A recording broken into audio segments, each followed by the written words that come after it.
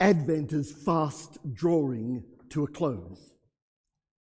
Let's not procrastinate. Advent is drawing to a close.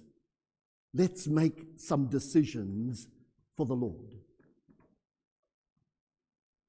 Time is running out. It's only a few more days now until Christmas. Time is running out. Have we prepared well for the coming, for the birth of Jesus Christ, for his bursting into our world and into our lives? Hope, despair. In our readings today, we are called to reflect on those two aspects of Advent: hope, despair. Which one will we choose? We have to make a decision.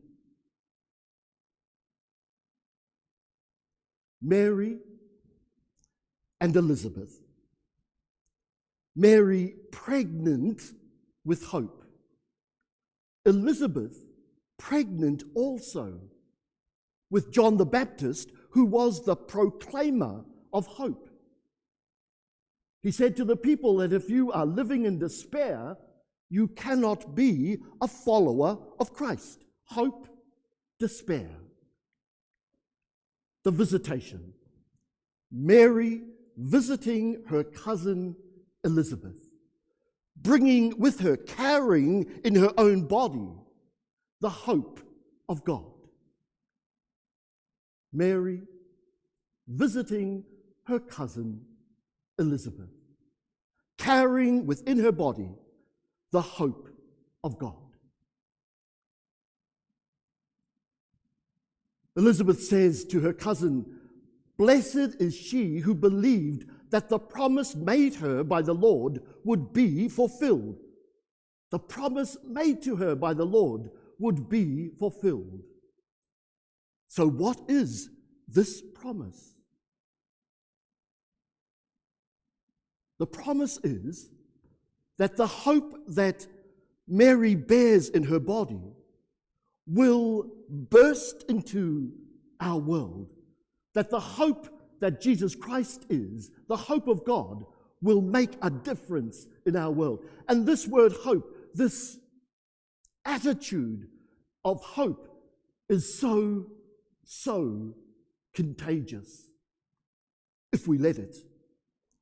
If we make the decision that hope is important to us, it is contagious if we make the decision for it to be so. But so is despair. Despair is also contagious, and it can bring us down quicker than whatever. I don't know what's quicker than that. Despair is also contagious. I was doing my shopping in Countdown the other day, and I don't know what I was getting, deodorant, say. And this woman came up to me and hoed into me. She took me to task that there was going to be no midnight mass here. I said to her, "Well, we haven't had midnight mass for 2 years."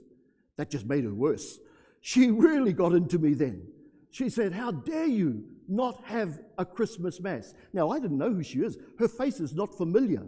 Either she's a visitor or she's one of those many Catholics who come to mass at Christmas or Easter. But it didn't stop her from hoeing into me.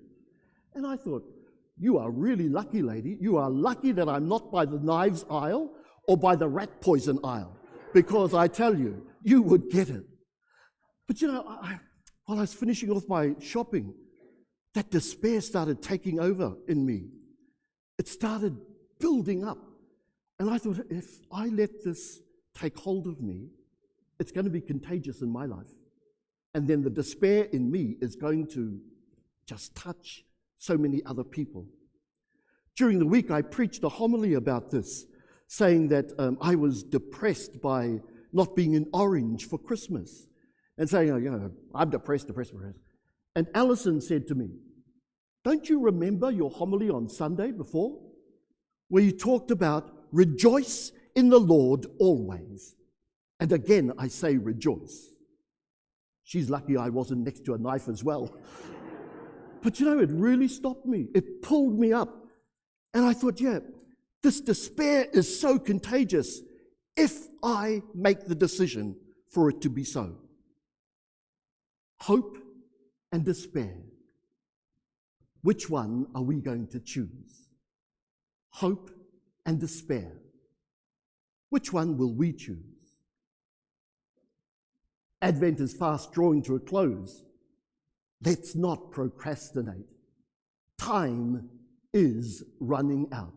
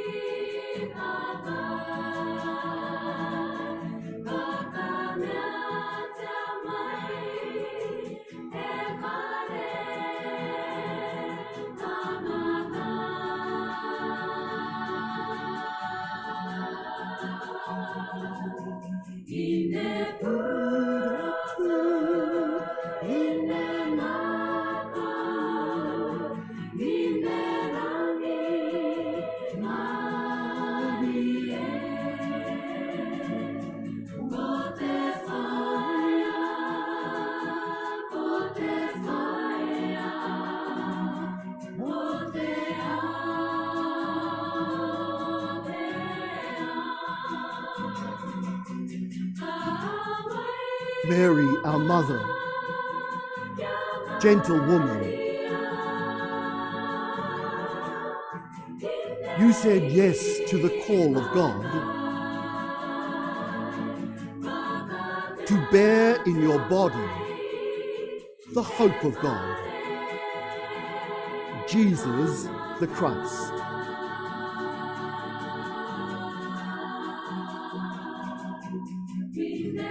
Gentle woman,